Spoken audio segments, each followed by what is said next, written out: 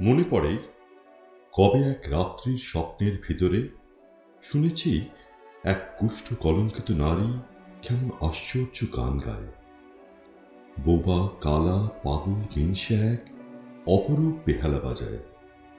গানের ঝংকারে যেন সে এক একান্ত শ্যাম দেবদারু গাছে রাত্রির বর্ণের মতো কালো কালো শিকারী বেড়াল প্রেম নিবেদন করে আলোর রঙের মতো অগণন পাখিদের কাছে।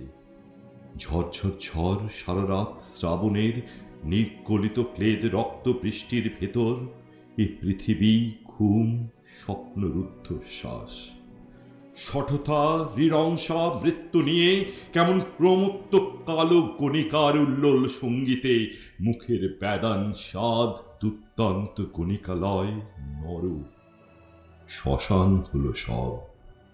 জেগে ওঠে আমাদের আজকের পৃথিবীকে এরকমভাবে অনুভব আমিও করেছি।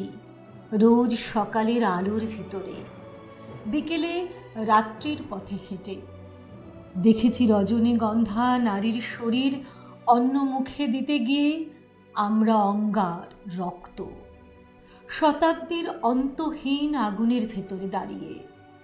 এ আগুন এত রক্ত মধ্যযুগ দেখেছে কখনো? তবুও সকল কাল শতাব্দীকে হিসেব নিকেশ করে আজ। শুভ কাজ সূচনার আগে এ পৃথিবীর মানব হৃদয় স্নিগ্ধ হয়, বিতোষক হয়। মানুষের সব গুণ শান্ত নীলিমার মতো ভালো।